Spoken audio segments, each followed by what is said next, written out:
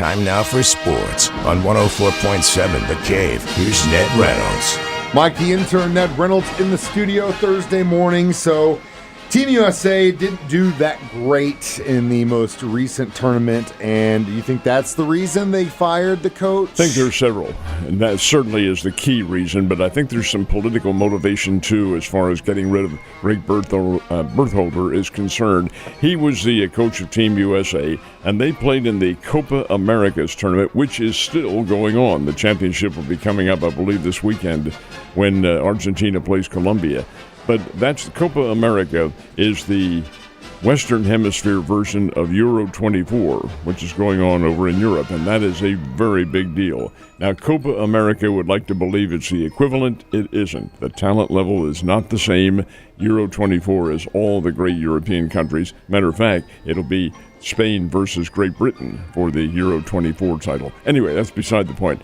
Berhalter had some problems with the USA team, and they went belly up in this Copa America. This was supposed to be the triumphant preceding World Cup competition coming up in 2026, which is in this country along with Mexico and Canada.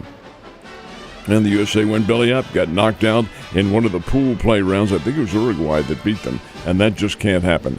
So Berhalter goes, he's out of there. The USA is working on a new soccer coach now, and hopefully that individual will be able to reunite the men's team and get them into a solid level of international competition. Speaking of Team USA, let's talk about the basketball team. They got a chance to do some exhibition yesterday. How'd they look? This is the one exhibition game in this country that they'll play. They are, whether or not they're en route now, I don't know, but they're going to the United Arab Emirates, Abu Dhabi, to play their next couple of games. The next one will be Monday against Australia. USA played Canada last night. Now, the Canadian team is all NBA players. Are they the level of the USA Olympians? Well, no. USA won 86-72, but a very competitive game. A lot of quickness, a lot of athleticism, as you might expect. The Canadian team is pretty good. I don't know what the pool breakdown is at the Olympics, but if they are in opposite brackets, I wouldn't be surprised to see USA-Canada for the gold medal. Canada is that good. They were very good. USA has a big team. They're a little bit taller just by the way they were picked. They a little bit taller, and the physicality made the difference. USA out-rebounded the Canadians, I think it's 30 rebounds, I think a 30-rebound difference, and the USA had 9 blocks. Now, these are pro players who they play against all the time, or play with, as a matter of fact, on the same teams, and they were able to block that many. And the offense, which started out real slow, USA was behind 11-1 to start the game, and then came on, found their rhythm, and then came on and won it with some really good shooters. Mm-hmm. My goodness, you have Anthony Edwards out there, Steph Curry. LeBron James was not one of the leading scorers. He had 7, I think it was, but he's LeBron James. And he's the all-time scorer in the NBA, so you know the potential's there. 86-72 the final. Next up is Australia, and that'll be an exhibition game on Monday. Last but not least, we do have some golfing going on this weekend. Where are those guys at? They are in Scotland. Now, that's many of the big-name pros, including Rory McIlroy and Scotty Scheffler's over there. They're there because the British Open is coming up next week, and the Scottish Open serves as a very good preliminary to the British Open. The British Open is playing at Royal Troon this year, which is also in Scotland. So you get used to the jet lag, you get used to the weather conditions, and it's a pretty good little tournament on the European Tour. So that's where most of them are, and getting ready for the last of the year's Final Four, which will be the British Open, and that's coming up next week at Royal Troon. The Cardinals and Royals got a chance to play 2 games yesterday. Let's talk about that first one. And they are the first 2 games of a 4-game series. The next 2 will be in Kansas City, and that'll be later on in August.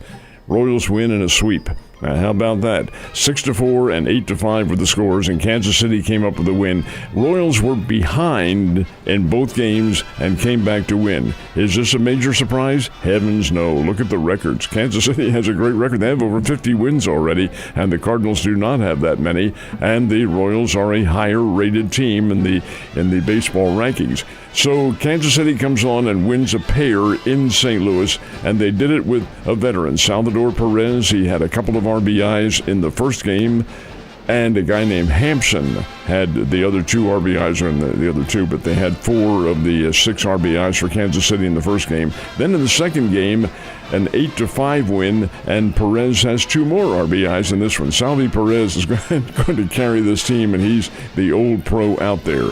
What happened to the Cardinals? Nothing. Kansas City's a good team. They're capable of doing this. Cardinals have had the advantage in recent games of playing some weak sisters. Washington Nationals going to be a better team, but they're not yet.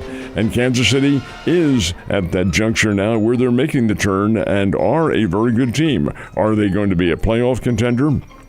They could get in the playoffs. I give them that. But are they a championship contender? I don't really think they're mature enough to do that quite yet. But nonetheless, 2 wins over the Cardinals, and that sets the stage for Kansas City in the second half of the season, going into the All-Star break. Love to see it. Go Royals. Our Springfield Cardinals in town this week, so how'd they do yesterday? Well, they lost last night 7-3 to the Wichita Wind Surge, but this is only, the second game of their series. They have tonight, tomorrow night, and Saturday and Sunday to go through yet with Wichita. This is the second half of the season for the Texas League. And Springfield and Northwest Arkansas are in a pitch battle. So are the Tulsa Drillers. They're very much in contention for the pretty good record in the second half. Keep in mind now, the Springfield Cardinals are already in the playoffs. They won the first half of the Northern Division. They're automatically in. The second half, if the Springfield Cardinals are the top team again, then it's the team with the second best overall percentage that gets in. So it's kind of a complicated thing. All the series are best of 3. They're there for championship purposes, but you get over them pretty quickly, and we'll see exactly what the Springfield Cardinals do. Tommy Edman is back and playing for the Springfield Cardinals and should play again tonight.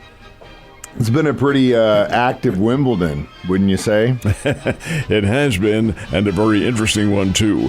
Taylor Fritz of the United States had a chance to join the semifinals and then fell to the Italian kid, and his name is Lorenzo Musetti. Now, these guys were battling back and forth, and Fritz had come from behind to force a 5th set.